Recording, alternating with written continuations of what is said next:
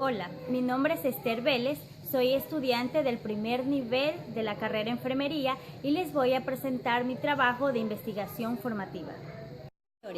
El marco teórico es la teoría en la que se fundamenta una investigación científica. Se llama marco porque constituye los límites señalados que servirán para fundamentar la investigación. El marco teórico tiene como objetivo situar el problema y el resultado de su análisis dentro del conjunto de conocimientos existentes y orientar en general todo el proceso de investigación.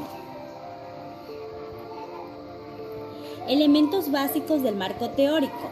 Según varios autores, los elementos básicos del marco teórico son conocimientos sobre el tema, conceptos, teorías sobre el tema, antecedentes sobre el problema y datos estadísticos.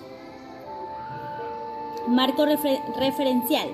El marco referencial indica relación, no al problema científico especialmente, sino al contexto del mismo, al grupo humano y a la institución, a todo lo relacionado con el objeto de la investigación.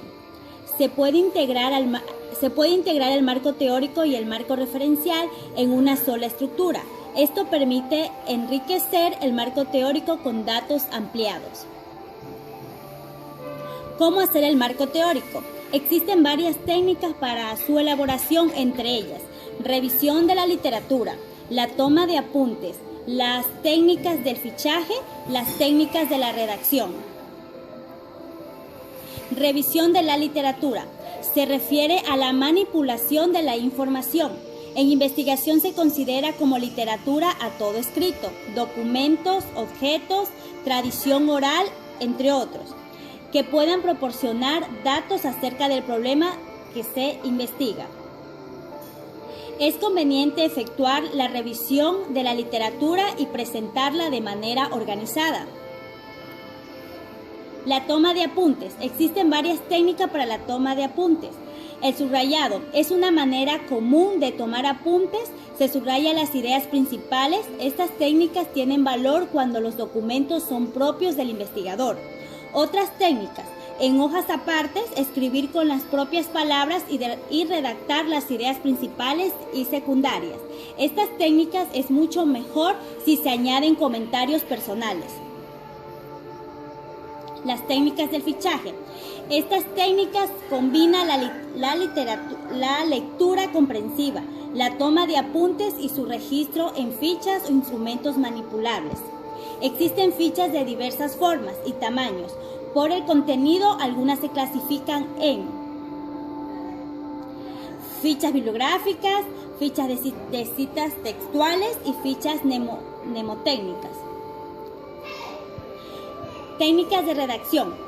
Con los apuntes tomados de los diversos autores, sean síntesis o resúmenes, procedemos a redactarlas con las propias palabras del investigador. Para poder redactar los apuntes se emplean varios procesos que la facilitan. Uno de ellos es llamada regla de oro de la redacción. Regla de oro de la redacción. Comprende 3 etapas. Apuntar ideas se basa en la lectura comprensiva. Se hace en 3 momentos: lectura general, lectura por párrafos o lectura por frases. Ordenar las ideas apuntadas en las fichas subrayadas. Redactar las ideas. Esto quiere decir escribir las ideas con las palabras propias, con estilo propio, pero cuidando que haya relación entre una y otra idea. Citas en la bibliografía. Las normas convencionales y éticas, incluidas las de APA, señalan que todo lo que no sea de la autoría del investigador tiene que ser citado, dando a conocer el autor, año de publicación de la obra en cuestión, y esto debe coincidir con lo escrito en la bibliografía. Citas en la bibliografía. Es un trabajo, se puede citar literalmente en texto de un documento consultado, pero siempre se debe citar al autor o autores, el año de publicación y la página. No citar al autor supone una apropiación indebida de las ideas de otros. Es un delito denominado plagio que se puede penalizar. Toda cita textual irá seguida entre paréntesis del apellido del autor, año de la publicación y página. Irá entre comillas si ocupa 3 o menos líneas. Ejemplo, cita textuales cortas de menos de 40 palabras. Si tienes en cuenta la distinción que hace Maldonado en 1998 entre aprendizajes básicos y aprendizajes especializados, los primeros se consideran determinantes, causal último del comportamiento cotidiano de cualquier individuo.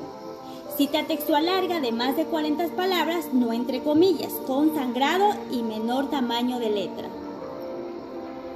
Marco administrativo. En el marco administrativo se considera recursos, cronograma, bibliografía y anexos. Recursos. Es necesario saber qué recursos y facilidades se encuentran disponibles para realizar el estudio. Tenemos recursos humanos, técnicos, materiales y económicos. En los humanos, por ejemplo, miembros de la comunidad en donde se realiza la investigación. En lo que es técnico, por ejemplo, modelos de proyectos, esquemas, técnicas de la observación, encuesta y entrevistas, técnicas de cuestionario, entre otros. En lo que es materiales, se considera a todos los elementos de los cuales nos podemos servir para poner en práctica las técnicas enunciadas, como equipos, material de escritorio, entre otros. En lo que es lo económico, los recursos económicos es el dinero necesario para costear el trabajo, indicando el presupuesto y el financiamiento. El cronograma. La ejecución de un proyecto requiere de la elaboración de un plan que establezca en forma detallada la secuencia de actividades según el tiempo disponible. En proyectos sencillos, uno de los diagramas tradicionales utilizando como instrumento de control y comunicación es el GRAM. En lo que es la bibliografía es un listado de libros que han sido empleados como fuentes de consultas para la realización del trabajo de investigación que se coloca después del último capítulo y antes de anexos.